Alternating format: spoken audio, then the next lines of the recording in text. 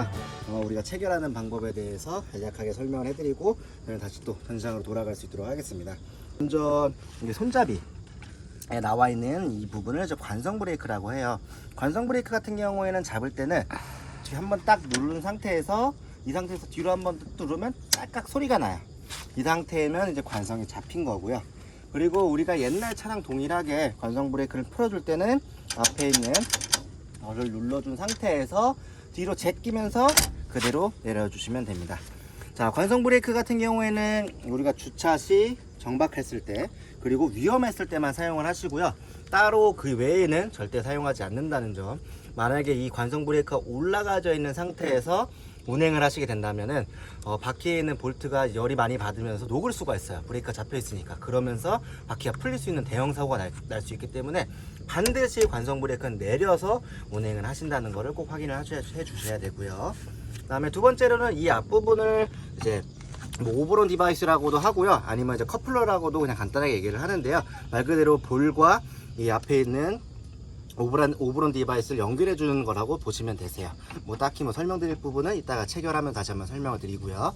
그리고 이제 관성 브레이크를 선택을 하시게 되면은 보통 이 빨간색 끈이 있어요. 정확하게는 안전 케이블이라고 하는데 원리는 이렇습니다. 만약 이 앞에 있는 관성 브레이크 케이블이 보통 이 볼에 걸리게 되는데 그럼 볼에 걸려 있는 상태에서 이게 혹시라도 얘가 체결을 잘못해서 이격돼서 빠져서 뒤로 내려가게 되면은 요게 당겨지면서 옆에 있는 관성 브레이크가 올라가는 형식으로 되어 있어요. 그러니까 안전 케이블이라고 보시면 되고요. 그리고 마지막 이 부분에 대해서는 이제 등화 장치라고 하죠. 보통 저희 코쿤 같은 경우에 유럽식 7핀을 사용을 하고 있습니다. 자, 오케이. 구성품은 다 설명을 해드렸고요. 이거 용어에 대해서 설명을 해드렸고요. 이제 다음 체결하는 방법에 대해서 설명을 해드릴게요.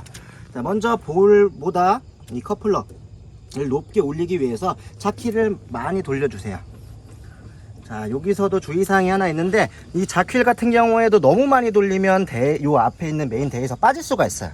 그래서 너무 많이 돌리지 마시고 이 볼보다 높게 올려서 사용을 하신다고 보시면 되세요.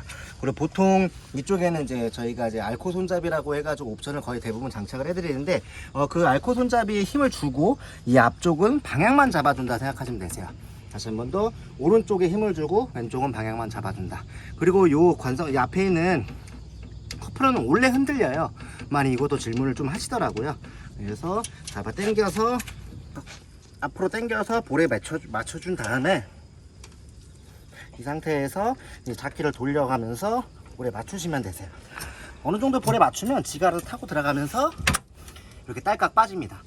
자, 딸깍 빠졌을 때 우리가 반드시 확인하는 게 총 3가지가 있어요. 첫 번째는 여기 있는 이제 초록색 이 부분이 누워 있다가 올라왔는지 반드시 확인을 하셔야 되고요. 그 다음에 이 쇠 부분이 원래는 이제 체결되기 전에는 안쪽에 들어가져 있거든요. 체결되면서 밖으로 빠졌는지 또 확인을 해 주시고요. 자, 가장 중요한 게 이쪽에 있는데요. 보시면은 여기 마이너스 플러스가 있어요.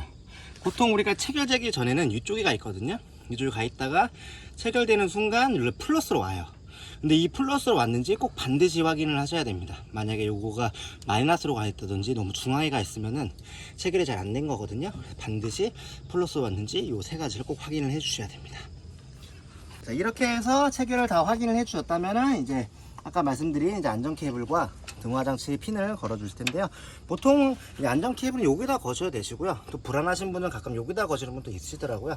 여기다 건다고 해서 큰 문제는 되지 않기 때문에 여기다 걸어서 사용을 하시면 되고요. 자, 등화 장치 같은 경우는 보통 이제 홈이 밑에 나져 있어요.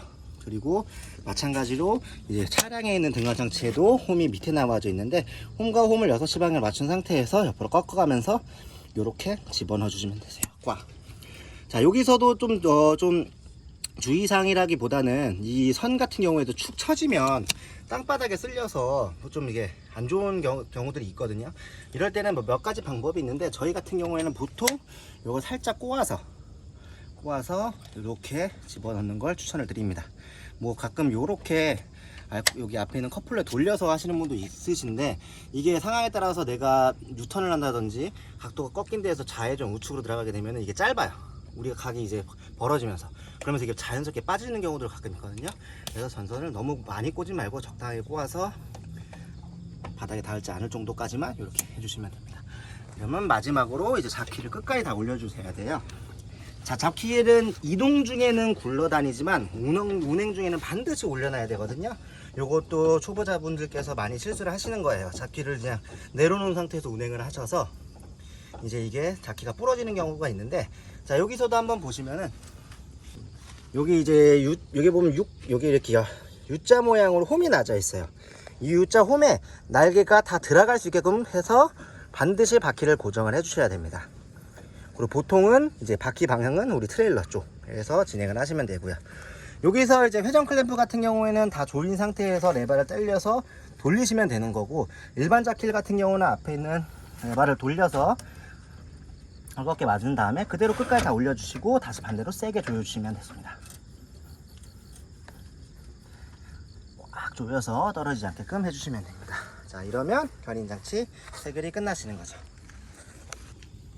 다시 한 번 더 출발하기 전에는 관성 브레이크 내렸는지 반드시 확인을 해주시고요. 모든 시건 장치 다 잠겼는지 확인하시면 들어가시면 됩니다.